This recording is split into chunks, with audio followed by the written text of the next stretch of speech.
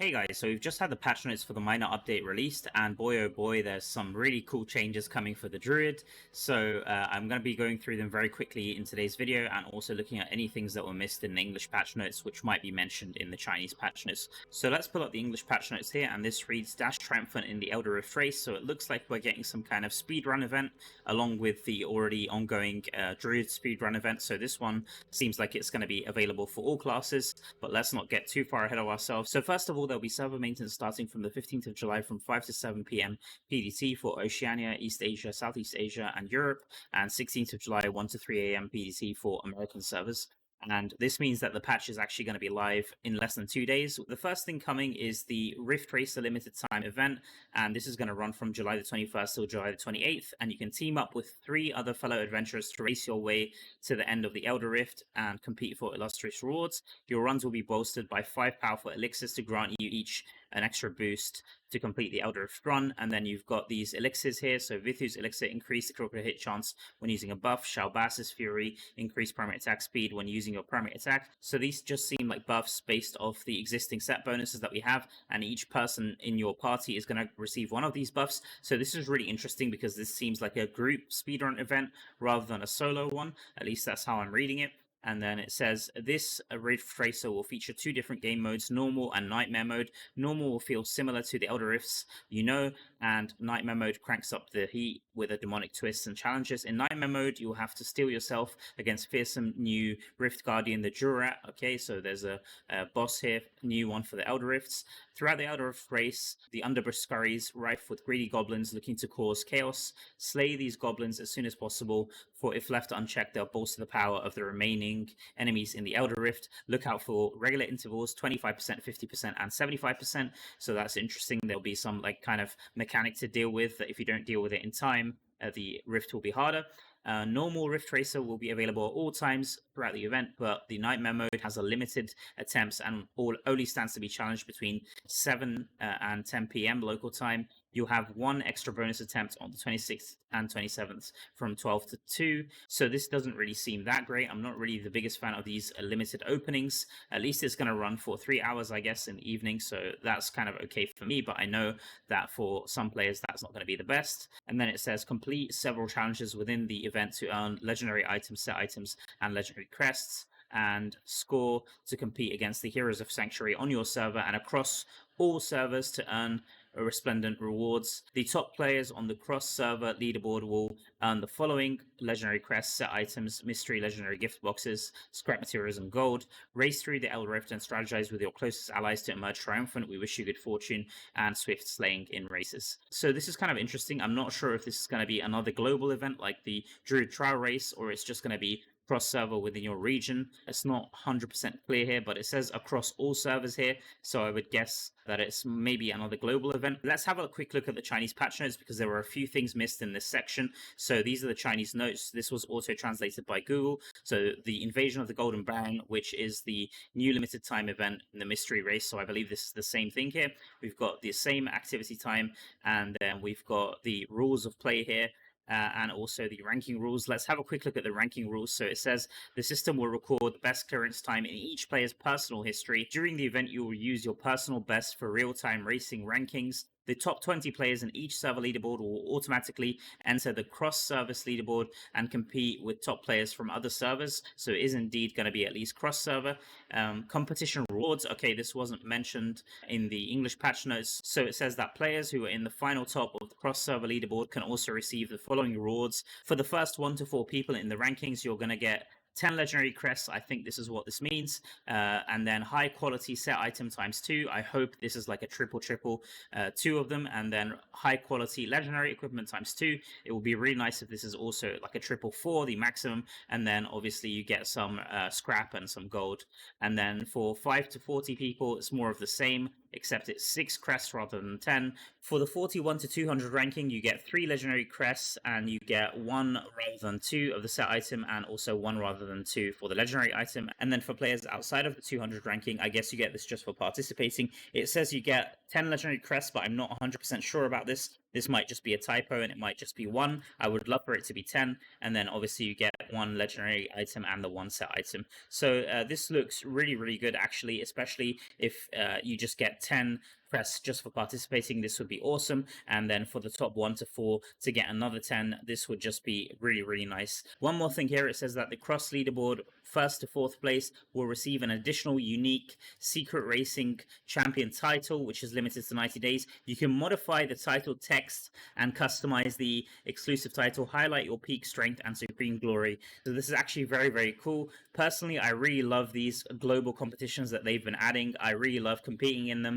This might not be for all players in my opinion, but if they do have the 10 crests just for participating, and I think a lot of players will be interested in it, I just really hope that the gameplay is going to be good enough, and I'm really looking forward to try the Nightmare version of the Elder Rifts, so I'll definitely be trying this one when it goes live. So let's go ahead and go back to the English notes here and look at the next thing that's coming. So balance changes. The balance changes below will be effective everywhere in Diablo Immortal, so this is the big thing that's coming. It looks like they are indeed going to be buffing the Druid. I initially thought that they were just going to be buffing the next set of Essence or something like that, but it looks like they're just going to straight up be buffing it, and these changes are all coming very, very soon. So first of all, it looks like they're buffing the hell out of Werewolf, so we'll look at all the Werewolf changes, and then I'll look at how it looks in game. So Werewolf baseline, the damage dealt by the mark is increased by 50%. Howl Werewolf, damage dealt by the mark is also increased by 50%. Lunge Werewolf, you are immune to knockback while charging the skill. So if we just go into the game here and I can open up the Werewolf skill, so it seems like the damage of the mark, so when you transform into a werewolf, dash forward and you deal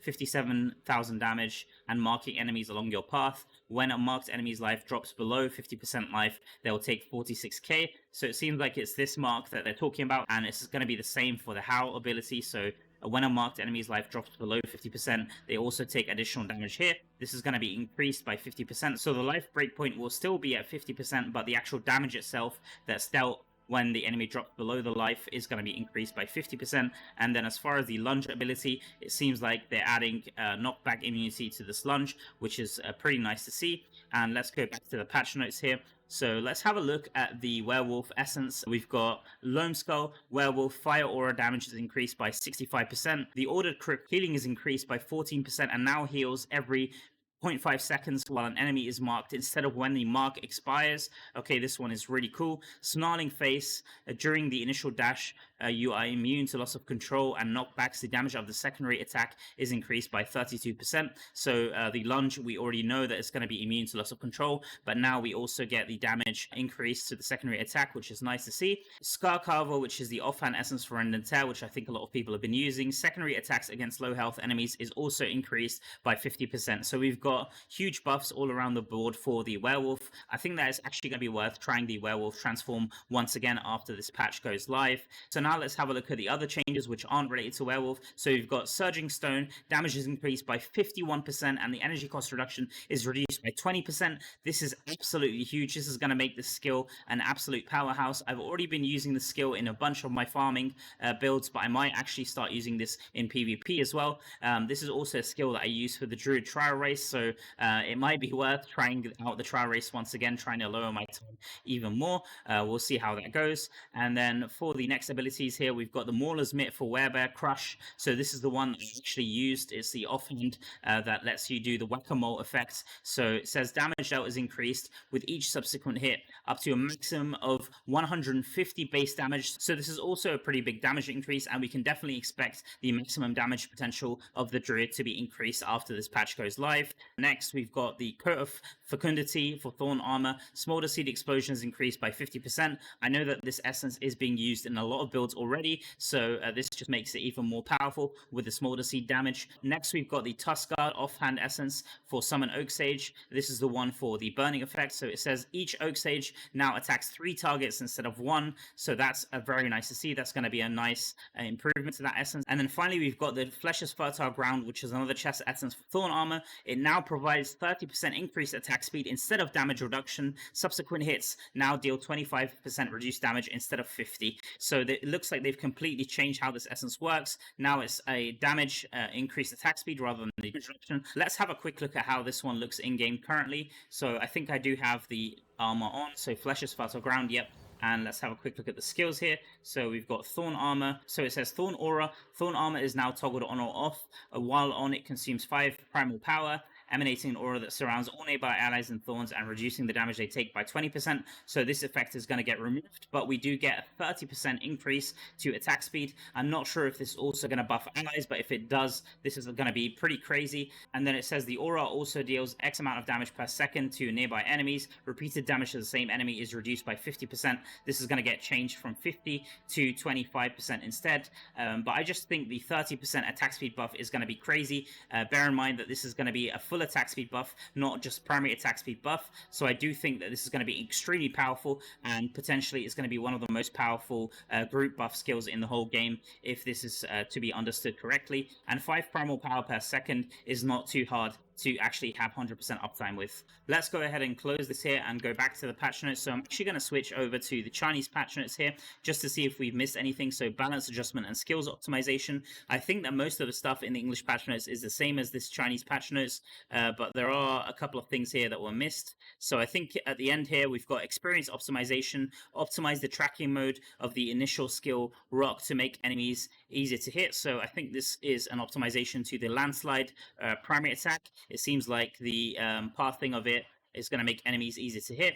And then after using the skill Transform Wolf or Transform Bear, the calmness of exiting the deformation will trigger 2 seconds of cooldown to prevent accidental contact. So what exactly does this mean? Let's close the patch notes for a second. So right now in the game, if I switch to the werewolf, I can immediately switch back. So a lot of people have been spamming it and then misclicking it to switch back immediately, but now it seems like when you switch there's going to be a 2-second grayed out cooldown just to make sure that you don't actually press switching back to the human form by accident. So that's a nice quality of life. Going back to the English patch notes now, let's have a look here. So we've got feature updates, favorite selection. You can now favorite and organize your most beloved stickers and emojis in a handy new favorite section. So this is also another nice quality of life. I do occasionally use these emotes, and I always tend to use a very similar one. So it's nice that I can favorite them now and just go to the favorite section.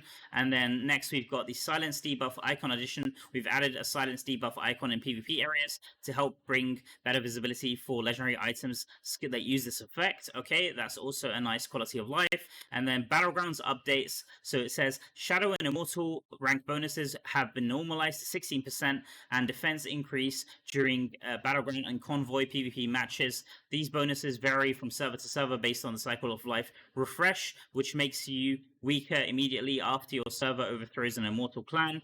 So yeah, this was always annoying.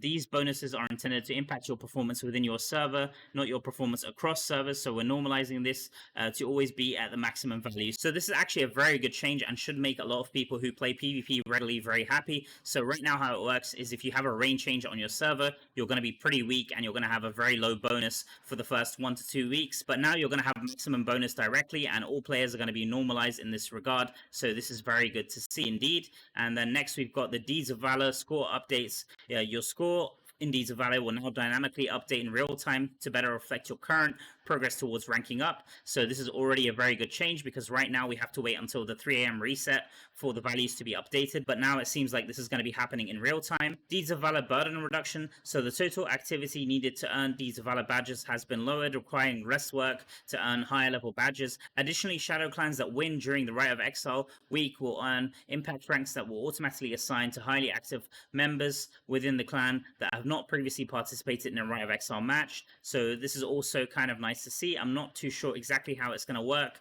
but it's good to see that even people who don't participate and are very active will get the impact marks, because right now it seems like in certain clans the clan leader or the clan leadership might be picking favorites for players to actually participate in the Rite of Exile, but now it seems like this will be distributed among the highly active members. I'm going to wait to see how this one works, but it sounds very, very good. And I think a lot of people have actually been complaining about this activity ranking in terms of having to play so many Battleground matches just to get your 12% rank, and then this is going to change every season and going to be rotating out anyway, so it's good to see that they have lowered the burden on this.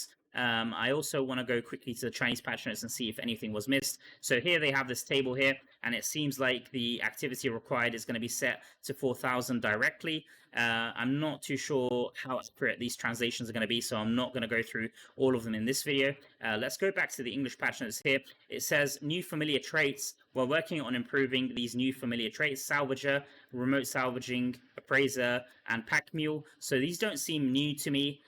These are the ones that we have currently in the game, but let's read on. You'll be able to salvage, identify, and manage your armory remotely, far and wide across Sanctuary. If you already own these traits, these updates will automatically be applied. Enjoy the flexibility. Okay, so it seems like they're just improving the existing ones. We're not actually getting new traits as far as I understand. So let's actually go back in game.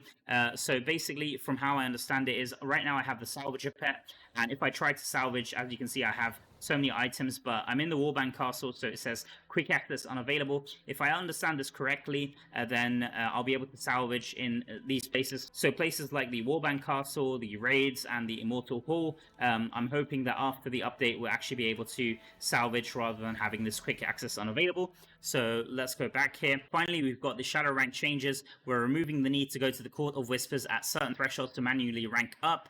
Now, the only time you'll need to go in person is the very first time you rank up. I'm really happy for this change. This was always annoying me, that you'd have to go to the assembly hall and click the stupid thing in the middle, but now this is going to be removed. And then boss fight revive updates. If you die during a boss fight and your army revives, you'll automatically revive after the boss is defeated. So this is actually also a very good change. Right now, if you play raids and you're out of revives and your team actually kills the boss, you're not going to be revived, and you'll have to wait for them to revive everyone, and it just wastes so much time, and people always get worried about missing out on their rewards. So this is good to see that if the boss dies, everybody's going to get auto revived. Moving on now from the feature updates, we've got the returning events. So this doesn't seem that interesting in the English patch notes. We've just got the same old Conqueror, Alley of Blood, Perils of Fen, Wild Brawl, and Hungry Moon. Finally got the region-specific game editions, which is auto battle feature. I'm not going to go through this. And then finally the bug fixes, which aren't mentioned in the English patch notes. I actually want to go back to the Chinese patch notes because there's a lot that's been missed in this final section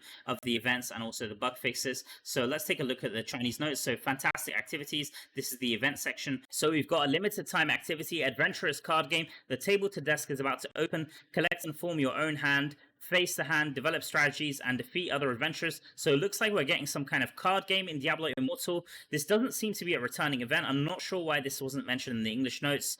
Let's just take a look. So it says event date is 23rd of July to August 4th. So let's go back to the English notes here. It doesn't seem like there's an event scheduled here for 23rd of July to start, so I'm not too sure if this is going to be a Chinese-only event or it just hasn't been mentioned in the English notes, but that's very interesting. It seems like there's going to be a card game, and then we've got Activity Center, Warriors Gathered, come together with your wisdom and courage against dark forces. This one is running from 19th of July until 26th. So I'm not sure if this is a returning event or this is also a new one. Let's have a quick look at the English notes. So the only one, 19th of July to 26th. I guess Perils of Fen, this is the closest one. So this might be Perils of Fen, I'm not 100% sure. And then we've got Deer by the Land. 6 teams of 24 people, each team up from the camp to compete in the Deer Forest to kill strange upgrades and collect resources against other teams themselves. And then event time is 25th of July to August 1st, and daily is from 12 to 2 and 18 to 24. So this seems to be some kind of PvP event. I'm not 100% sure. This also wasn't mentioned in the English patch notes, but so I'm not sure if this is a Chinese only event, but would love to see this also. I'm not too sure what this means by killing deer in the forest, but finally, the monthly travel, daily login, and elimination of certain number of monsters can get months and give you rewards. The March of Moon, which I think is the Hungry Moon. This just seems like the monthly event center that we have. Doesn't seem like a new event as far as I can tell. So that's it as far as the events. So it seems like there are some limited time events which weren't mentioned in the English patch notes. I really hope that these are indeed coming to the English version of the game. And then finally here, if we scroll all the way down, we've got the bug fixes, which are the problem repair section, which wasn't mentioned in the English notes. So I'm going to quickly read through these. I don't really understand most of them. So it says, fix the problem that the legendary Barbarian's equipment Blood Runner will cause the anger of the open fighter. After the anger cannot cause damage to the... Okay, so this is a translation problem. I'm not sure which essence exactly this is talking about. If there's any Barbarian players, then do let me know in the comments. This might seem to be the zombie barb. I'm not 100% sure. Could be wrong about that. that. And then we've got fix the set of the Broken Thunderbolt. So this seems to be the new Skybreaker set. So it says 4-piece effect, lightning chain can be triggered, cooling time and the description does not match the description. The cooling time can be triggered before the remaining 3 seconds, and the cooling time after repair is 6 seconds, which is consistent with the text description. So if we just open the inventory, I should have a Skybreaker set here somewhere. I think this ring here. So it's talking about the 4-piece bonus. So it says when you are near shocked enemies, you automatically release chain lightning, dealing damage. Up to 4 chain lightnings can trigger at once, and this cannot occur more than once every 6 seconds. So it seems like what the bug fix is saying in the Chinese notes is that the behavior currently triggers every 3 seconds, but now they've made it trigger every 6 rather than every 3. So I'm not sure if this is enough, but basically the description says 6 seconds and the behavior wasn't consistent with this, so they've just made it consistent. And then for the final bug fixes in the Chinese notes here,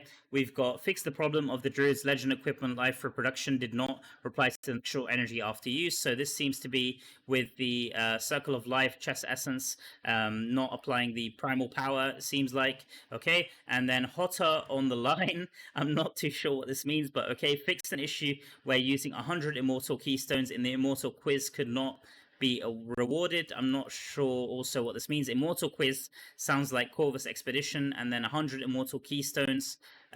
This sounds like Legendary Crest, but I'm not sure what this means. Fix the problem of the location raid, gameplay cannot wear equipment. Also not sure what this means. Maybe there were some problems with equipping items in raids. Fix the Druid Legendary Equipment Thorn Shawl cannot be automatically triggered after the map. Also not sure which one they're talking about here.